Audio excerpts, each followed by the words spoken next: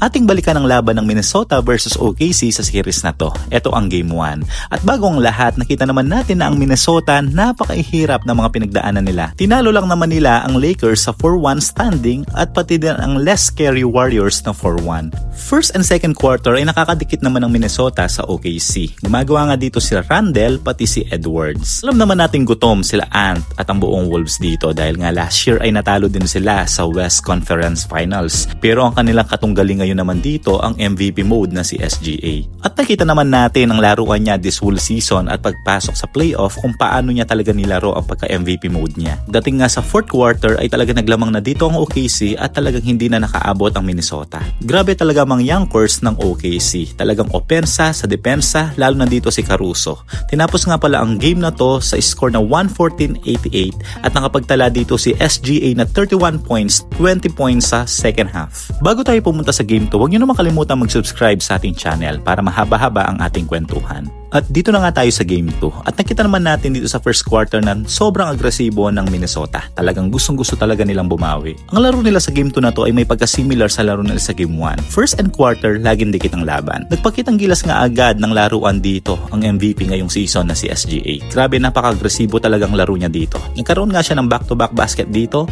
at nakuha talaga nila ang kalamangan. Pagdating nga ng third quarter, gumawa ng early run dito ang OKC. So nandito na naman si SGA. Talagang grabe ang laruan ng taong ito.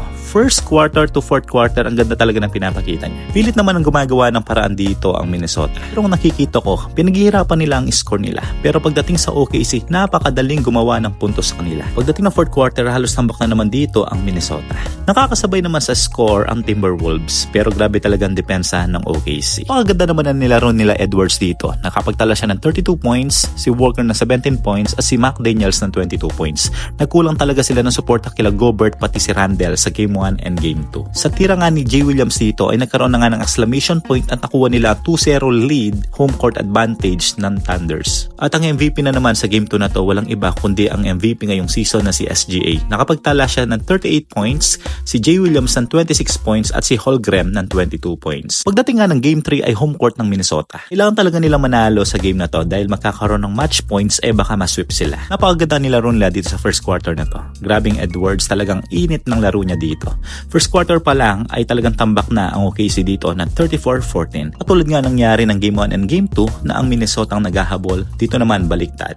Dahil sa kagawa ni Edwards, ang naghahabol dito ang OKC. Umabot talaga ang kalamangan nila dito ng isang buwan sa loob lang second quarter. At pagdating ng third quarter, talagang umabot ng 50 points ang kalamangan ng Minnesota sa OKC.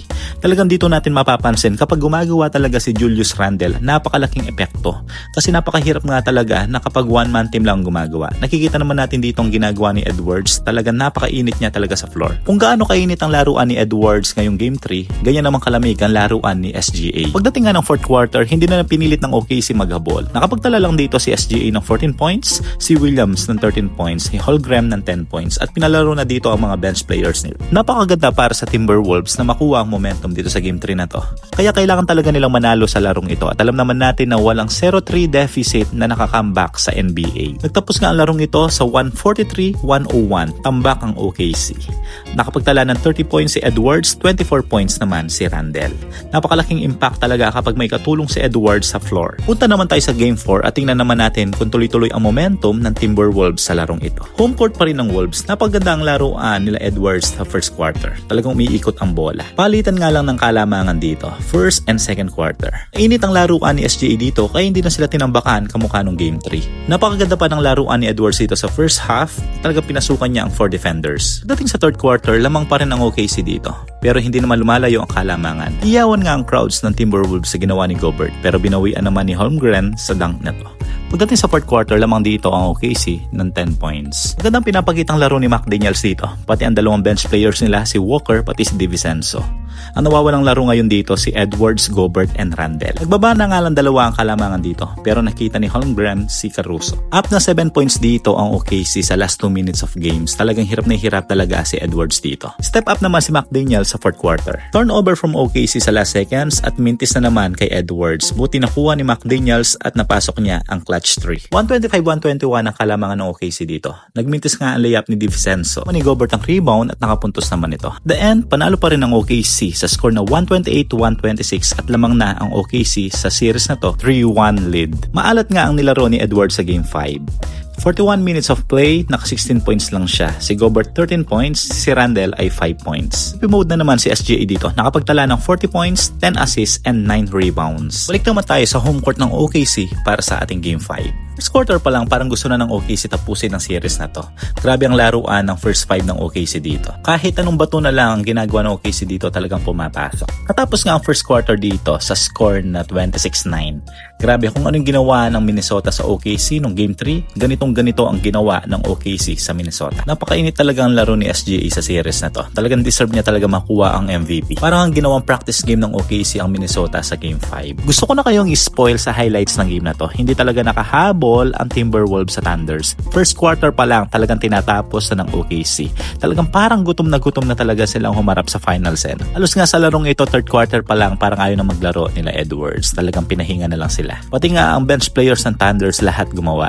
Pati nga si Joe Ingles pinasok pa nga sa 6 minutes nakapagtala pa siya ng 11 points. Nakita ko sa series na to, inconsistency ang pinakita ng Wolves. Kapag gumagawa si Edwards, hindi gumagawa ang ibang key players. Lalo na si Gobert, kailangan talaga niya mag-step up dito. Kung gaano siya kainit nung Lakers and Warriors series, ganito naman siya kalamig sa laruan niya sa series. Nakapagtala lang si Edwards dito sa 38 minutes of play ng 19 points. Si Randle naman ay 24 points. At ang MVP na naman sa Game 5 na to, walang iba kundi si SGA. Nakapagtala si SGA dito ng 34 points, 8 assists, 7 rebounds. Kasama din si Holmgren ng 22 points and si Jay Williams ng 19 points. Natapos ang game na to ng 124-94 in favor of Oklahoma City Thunder. At ang OKC ngayon ay mag-a-advance na sa NBA Finals. At ang tinanghalang MVP ngayong West Conference Finals, walang duda, kundi si SGA pa rin. Grabe, talagang laruan na to. Nakapagtala siya sa series na to sa average na 31.4 points, 8.2 assists, 5.2 rebounds, and 1.8 steals per game. Ang tanong, magkakampiyon ba ang OKC ngayong season? Palagay mo, comment below.